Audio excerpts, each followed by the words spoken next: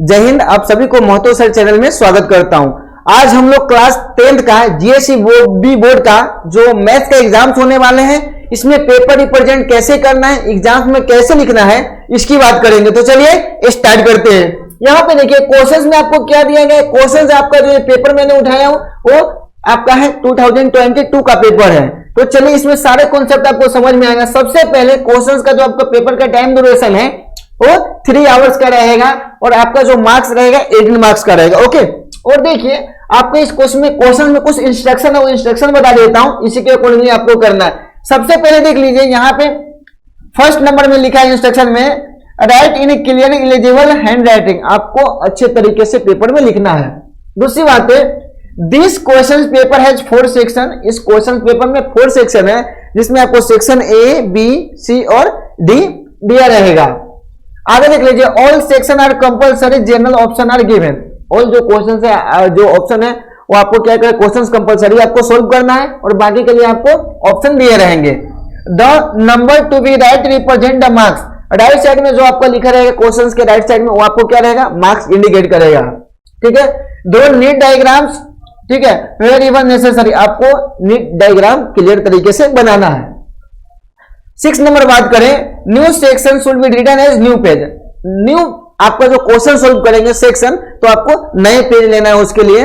ठीक है, और दूसरी बात है, कैलकुलेटर आपको क्या साथ में बात है, कैलकुलेटर आपको अलाउड नहीं है, तो आपको कैलकुलेटर वगैरह लेकर नहीं जाना है। आगे बात करते हैं, जैसे मान लीजिए सेक्शन ए का क्वेश्चन हम सोल्व करेंगे, तो सबसे पहले ए फॉर्मेट में आपका पेपर रहेगा बोर्ड एग्जाम्स का, इस प्रकार से पेपर रहेगा। ठीक है, मैं आपको कुछ क्वेश्चंस बता देता हूं कैसे लिखना है। इसमें हम पहले चलेंगे तो यहाँ पे सेक्शन लिखेंगे। क्या, सेक्शन ए का क्वेश्चन सोल्व करेंगे। क्या करेंगे, सेक्शन ए का।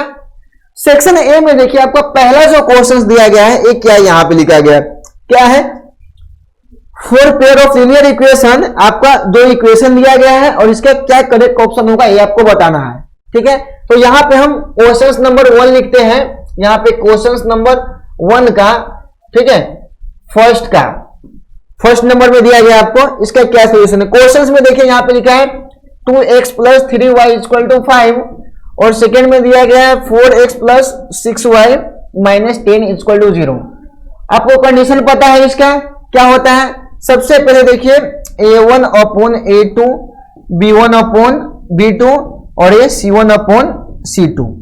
ठीक है, ये आपको ध्यान रखना है, इसी पे आपको सोल्व होगा। जो कंडीशन आपको पढ़ाया है वो कंडीशन आपको आना चाहिए अच्छे तरीके से। अब देखिए a1 के जगह पे क्या है, यहाँ पे देखेंगे a1 के जगह पे क्या है 2 और a2 के जगह पे क्या है 4, b1 के जगह पे क्या है 3 और b2 के जगह पे क्या है 6 और c1 के जगह पे क्या है। आप एक बात याद रखना, इसमें यहाँ पे क्या है, राइट हैंड साइड में 5 है, इसको लेफ्ट हैंड साइड में लेंगे तो क्या होगा, -5।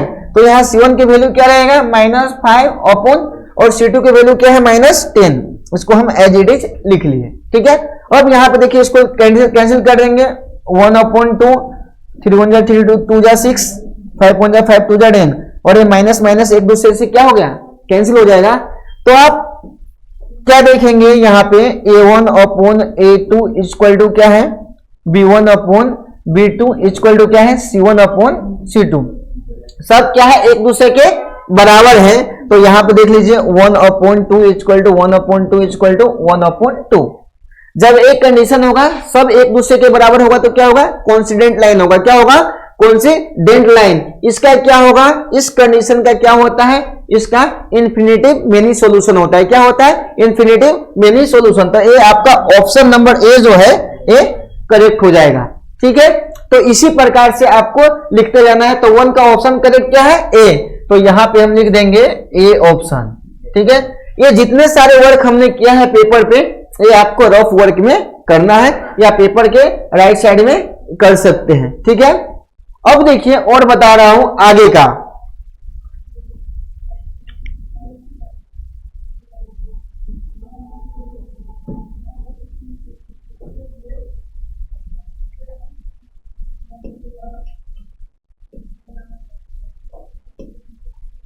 अब देखिए आगे क्वेश्चंस है, आपको इसी प्रकार से ये 24 क्वेश्चंस को लिखते जाना है, सीरीज वाइज लिखते जाना है। ठीक है, ऐसे ही 7 8 9 10 क्वेश्चन से आपको सिस्टमेटिक जैसे जैसे बताए हो वैसे ही करते जाना है।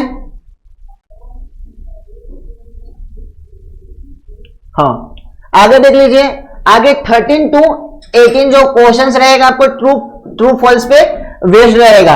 यहाँ पे देख लीजिए, आगे आपका 13 नंबर से जो स्टार्ट होगा, यहाँ पे पूछा है ट्रू फॉल्स में, true and false for the following questions, आपको ट्रू और फॉल्स में जवाब देना है। यहाँ पे देखिए क्या बोला है, √5 is a irrational number, √5 irrational number है, अगर यस है तो यहाँ पे हम क्या लिख देंगे, ट्रू।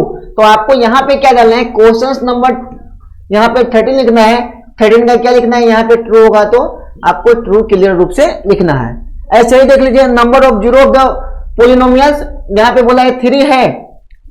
अगर आप देखिए इसका जो अगर पोलिनोमियल नंबर ऑफ जीरो की बात करें, अगर x की पावर 2 रहेगा तो नंबर ऑफ जीरो 2 होगा, x का पावर 3 रहेगा तो नंबर ऑफ जीरो क्या होगा, 3 होगा। ठीक है, तो ये भी क्या होगा, ट्रू होगा। नंबर ऑफ जीरो क्या है, R3, यस, तो इसका नंबर ऑफ जीरो क्या होगा, 3, तो ये भी क्या होगा, 14 का क्या होगा, ट्रू होगा, क्या होगा, ट्रू होगा।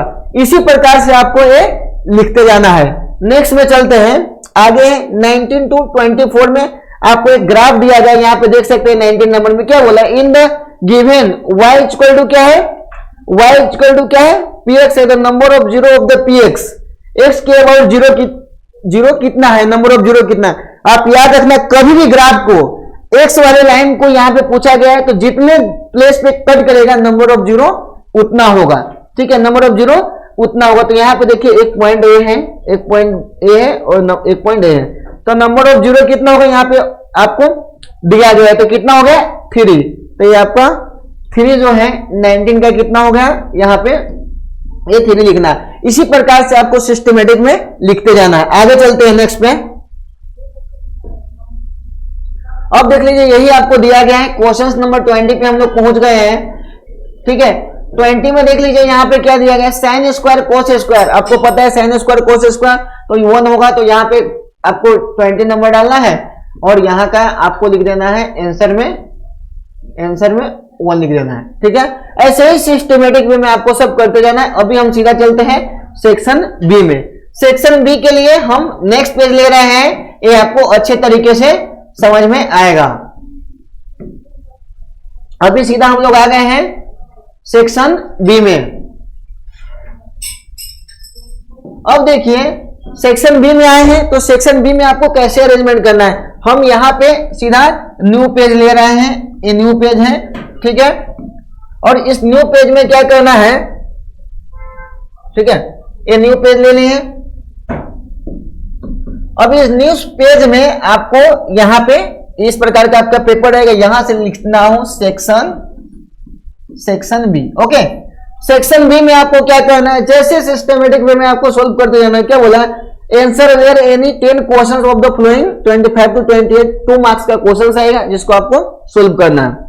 यहाँ पे बोला है इन अरिथमेटिक प्रोग्रेशन, ए की वैल्यू आपको दिया गया, डी का वैल्यू और एन की वैल्यू दिया गया है और आपको फाइंड एन टर्म्स फाइंड करना है।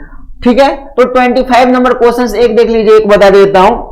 ए की वैल्यू कितना है, 5। आपको पता है एन का फॉर्मूला क्या होता है, a plus n minus 1 into D.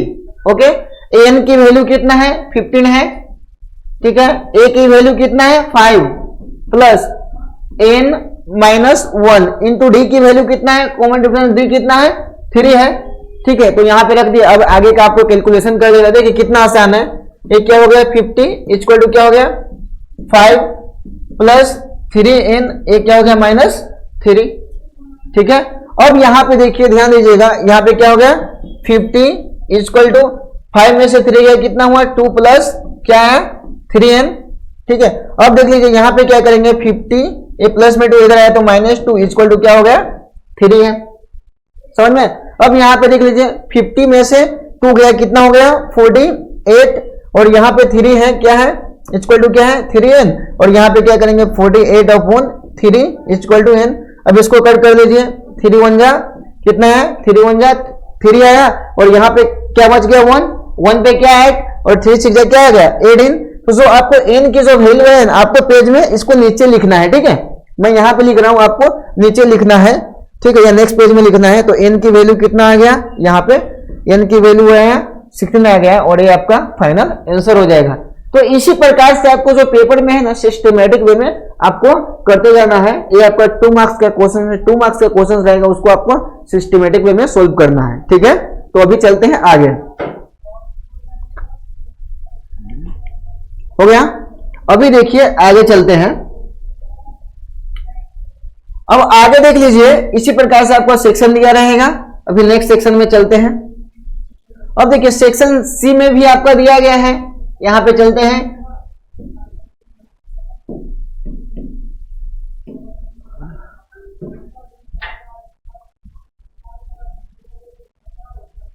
अब देख लीजिए सेक्शन सी में भी आपको उसी प्रकार से क्वेश्चन सॉल्व करना है। यहां पे क्या है, यहां पे हम न्यू पेज लेंगे और यहां पे क्या लिखेंगे, सेक्शन लिखेंगे। क्या लिखेंगे, सेक्शन लिखेंगे। यहां पे सेक्शन सी है तो आप सेक्शन सी लिखना, ठीक है, ये आपको हेडिंग देना है। दूसरी बात है, यहां पे क्या क्वेश्चन देगा, find the mean of the flowing data, और मीन आपको निकालना है। मीन का फॉर्मूला हमने ऑलरेडी बता दिया है। मीन का डायरेक्ट मेथड जो होता है वो आपको लगा कि इसको क्या करना है, सोल्व कर लेना है। तो ये आपका 2 मार्क्स है, तो आपको ये सोल्व करना है। मीन का फॉर्मूला लगाना है, sigma F I x I upon sigma F I लगाना है, ठीक है। तो इससे आपको सोल्व करना है। चलते हैं, इस प्रकार से आपको यहां भी सोल्व करना है, एकदम सिस्टमेटिक वे में करते जाना है। नेक्स्ट में चलते हैं, ए सेक्शन भी इसी प्रकार से आपको करते जाना है, ठीक है। अब भी हम सीधा आ गए हैं सेक्शन डी में। अभी हम आ गए सीधा सेक्शन डी में।